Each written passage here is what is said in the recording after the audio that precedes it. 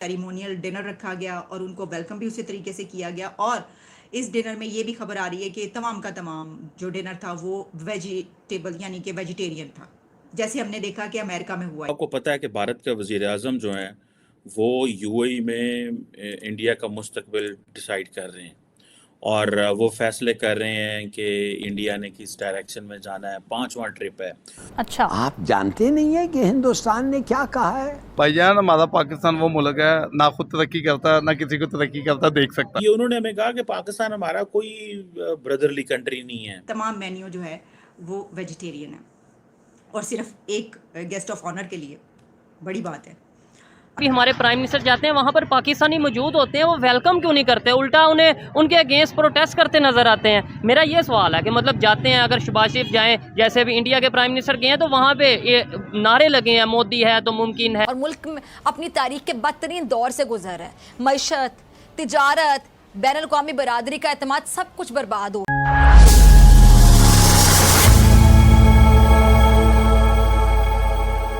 यूं है कि इंडिया के प्राइम मिनिस्टर जैसे ही निकले हैं वो दस्ती के दस्ती हाथ के हाथ फ्रांस के बाद पेरिस के बाद पहुंचे हैं यूएई। और यूएई में जो उनकी मुलाकातें हुई हैं उसमें 2-3 बड़ी डेवलपमेंट्स आ रही हैं। अगर तो सिर्फ वो यूएई में यानी कोई ख़ास बड़ी डेवलपमेंट ना होती, कोई बड़ी खबर ना होती, तो शायद हम इसको टच भी ना करते कि ठीक है वो एक दिन के उधर चले गए होंगे, थोड़ा रेस्ट कर लिया या वैसे मुलाकात हो गई। लेकिन क्योंकि उसमें एक ही दिन के अंदर यानी 24 आवर्स से भी कम जो है वो इतने बड़े बड़े उनके एग्रीमेंट्स हो गए। देखिए एक तो बड़ी खबर, एक बल्कि पहले मैं आपको ये बताऊं कि उन्होंने अपना जो बुर्ज खलीफा है उसको लिट अप किया इंडिया के ट्राई कलर फ्लैग के जो कलर्स हैं उसके साथ। और ये किस लिए किया? To welcome Indian prime minister Narendra Modi.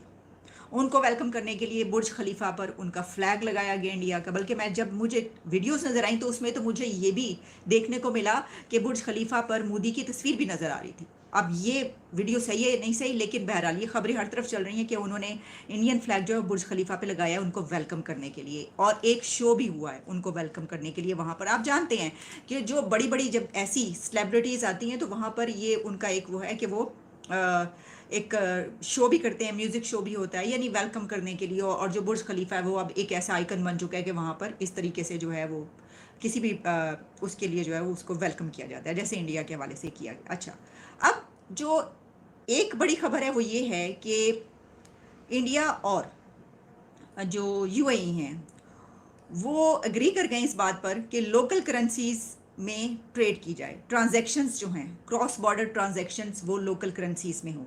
एक तो ये बड़ी खबर है। दूसरी बड़ी खबर ये है कि अबू धाबी में भी आईआईटी ओपन होने लगा है।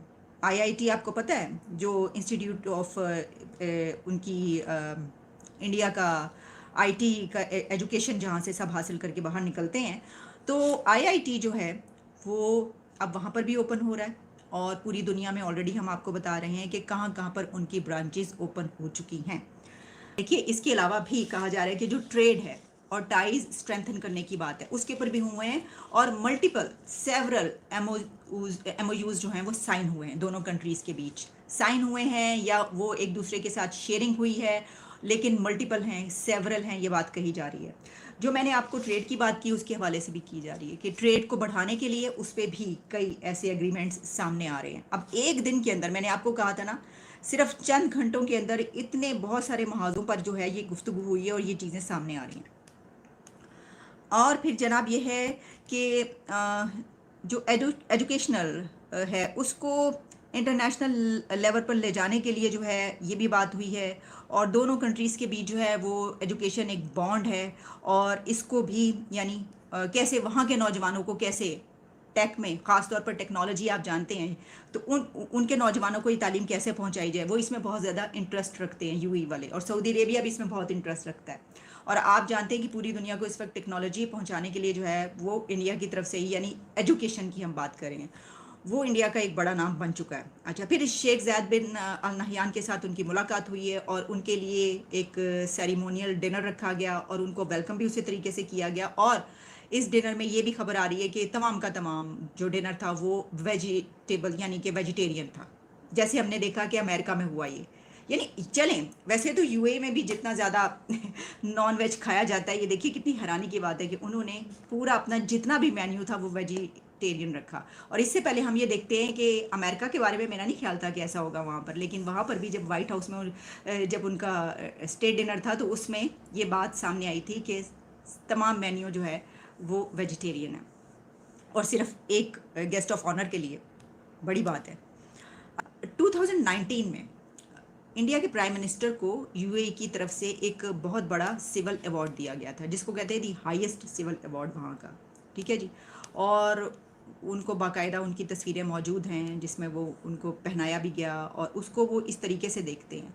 इसके अलावा वहाँ पर योगा की जो है वो भी प्रैक्टिस बहुत होती है वहाँ के स्कूल्स में। उसके हमने इससे पहले भी देखा था, बल्कि हमें तो ये भी पता चला था कि सऊदी अरेबिया के स्कूल्स में जो है महाभारत पढ़ाई जाने लगी योगा से। योगा तो बहुत सारे काफ़ी कंट्रीज़ ऐसे हैं जिन्होंने अडॉप्ट किया और वो अपने उसमें जो है सिलेबस में उसको इस्तेमाल कर रहे हैं और लेकर चल रहे हैं। और जो उनको अवार्ड मिला था दी हाईएस्ट सिविल अवार्ड वो था ऑर्डर ऑफ जैद, और उन्होंने वो दिखाया था कि ये कितना ज़्यादा इम्पोर्टेंट है इंडिया एंड पाकिस्तान की जो है इस वक्त कोलैबोरेशन या पार्टनरशिप। और सिर्फ यही नहीं, हम तो ये देख रहे हैं कि अभी भी एक अवार्ड उनको मिला है इजिप्ट से, इसके अलावा काफ़ी मिल चुके हैं, ठीक है। और जो मंदिर बनाने की बात है, यानी उसमें जो हिंदू कम्युनिटी है इन कंट्रीज़ में जहाँ पर कभी पहले ऐसा सोचा नहीं जा सकता था, वहाँ पे तो अब ये बिल्कुल एक आम सी बात है। वो तो इसको बहुत इंपॉर्टेंस देते हैं कि जो माइनॉरिटीज़ हैं या जो इस तरीके से रह रही हैं, और ख़ास तौर पे इंडिया के वाले से तो उनकी बहुत गहरी नज़र है। वो कहते हैं कि हमें तो इनसे हर सूरत दोस्ती चाहिए। अब देखिए, अगर इस सब में सारे सिनेरियो में हम कहाँ पर खड़े हैं इस वक्त वैसे तो हम कहीं नहीं खड़े, हम लेटे हुए हैं, लेकिन चलें फिर भी हम अगर इस पर नज़र डालें लें तो हमें अभी एक बड़ी मदद मिली है यूएई से। ये बात नहीं है, अरे ये ऐसी कोई बात नहीं है, तुसी है ना समझो, हम भी कोई छोटी मोटी ताकत नहीं है, हम बहुत बड़ी ताकत है। इसकी वजह ये कि हम उनसे पैसे निकलवा लेते हैं। उन्होंने अभी हमें $1 बिलियन दिए हैं, उसके ऊपर एक मरतबा क्या अभी भी दिए, इससे पहले भी दिए हैं, कई मरतबा दे चुके और देते रहते हैं। लेकिन उस पार्टनरशिप और इस पार्टनरशिप जो हमारे विजिट होते उनमें और इस विजिट में बहुत फ़र्क है। यहाँ पे मामला यानी 2 वे ट्रैफिक है, हमारी उनके साथ 1 वे ट्रैफिक है। वो भी मतलब कुछ हैं लॉजिक्स, कुछ वजूहात जिनकी बिना पे चल रही है, उस बिना पर वो सिर्फ हमें पैसा देते और हमें उनसे पैसा चाहिए क्योंकि हम इस सूरत हाल में हैं। बाकी भी और बहुत सारी चीज़ें ठीक है चलती रहती है, लेकिन ऐसी सिचुएशन नहीं है जो मैं आपको बता रही हूँ। जिस हमने महसूस किया है कि जो अफ़गान तालिबान हैं वो हमारे साथ चलेंगे, हम उनको वीज़े दिए जा रहे हैं, हम उनके लोगों को पाकिस्तान में पनाह दिए जा रहे हैं, और हमारी आर्म्ड फोर्सेस ये कह रही हैं कि हमें बड़े सीरियस कंसर्न्स हैं कि टीटीपी के अफ़गानिस्तान में सेफ़ हेवन्स हैं और वो बड़ी लिबर्टी से ऑपरेट करते हैं। टीटीपी, अगर 2-4 दिन पहले याद होगा, मैंने आपके साथ एक डिस्कशन की थी और मैंने बताया था कि जो अफ़गानिस्तान की जो सरकार है वो ये कह रही है, अफ़गान तालिबान ये कह रहे हैं कि वो हमारे पास नहीं है, वो अड्डे जो हैं जो टीटीपी है वो तो पाकिस्तान में मौजूद है, और पाकिस्तान के पास कोई जवाब नहीं है इसका। अच्छा, मज़े की बात ये है कि आज ही पाकिस्तान के जो डिफेंस मिनिस्टर हैं उन्होंने कहा है कि वो अफ़गानिस्तान जो है ना वो हमारा कोई नेबर शेबर वाला काम नहीं कर रहा। ये काम आज से बहुत अरसा पहले अब्दुल्ला जो चीफ एग्जीक्यूटिव होते थे अशरफ गनी के साथ, ये उन्होंने हमें कहा कि पाकिस्तान हमारा कोई ब्रदरली कंट्री नहीं है, ना इस्लामिक, हम नेबर हैं बस आपके। और फिर जब हालात बेहतर होने की कोशिश हुई तो फिर वो पाकिस्तान का दौरा भी उन्होंने किया। एज ए चीफ एग्जीक्यूटिव उन्होंने दौरा नहीं किया था।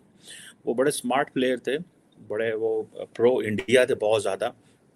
और अब ख्वाजा हमारे डिफेंस मिनिस्टर ने क्या कहा, उन्होंने कहा जी अफ़गानिस्तान जो है ना वो अपनी एज ए नेबर अपनी ड्यूटीज़ को जो है ना वो नहीं कर रहा। और हम क्या कह रहे हैं, हम अफ़गानिस्तान के लिए पूरी दुनिया में जाके पैसे मांगने हैं कि यार ना दिल ठीक करो, ये अब हमारे गले पड़ गई ये सारा कुछ। तो इसकी रीज़न क्या है कि इसके पीछे क्या वजह हो सकती है कि पाकिस्तानियों को जो वो उतनी इज्जत नहीं दी जाती जितनी जो वो इंडियंस को दी जाती है, और पाकिस्तानी भी इतने टफ रूल्स रेगुलेशंस क्यों फॉलो करने पड़ते हैं? इसकी क्या रीज़न, आप क्या समझते हैं? देखें जी, बात बहुत सिंपल सी है कि एक घर में भी ना जब एक फैमिली होती है ना, सिर्फ उस बंदे की या उस बच्चे की ज़्यादा इज्जत होती है जो घर में कमाऊ पूत होता है, ठीक है। तो ये सेम इसी तरह ये दुनिया का रूल है कि अगर आप ये सारे पाकिस्तानी मतलब पाकिस्तानियों की हालत ना इस वक्त अफ्रीकन कंट्री से भी बुरी हुई है, ठीक है। वहाँ पे लोग जाके स्लिप हो जाते हैं, ठीक है, और वो किस लिए होते हैं, इधर गए, यूरोप में गए या कहीं पे भी जाते हैं बाहर, तो वो इसलिए होता है सिर्फ कि जी वो बाहर बेहतर रोज़गार के मौक़ों के लिए होते हैं कि अपॉर्चुनिटीज़ लोगों को बेहतर मिलती हैं। वो बेहतर इसलिए मिलती हैं कि क्योंकि पाकिस्तान के अंदर कोई अपॉर्चुनिटीज़ नहीं है। इकॉनमी का हाल देखें कि लोग फाकों से मर रहे हैं, स्पेशली अभी पिछले 3-4 महीने के हालात तो आप देख लें। बिजली गैस, बंदा आप बिजली गैस तो छोड़ दे, लोग खाने पीने रोटी से तंग हुए हुए हैं, ठीक है।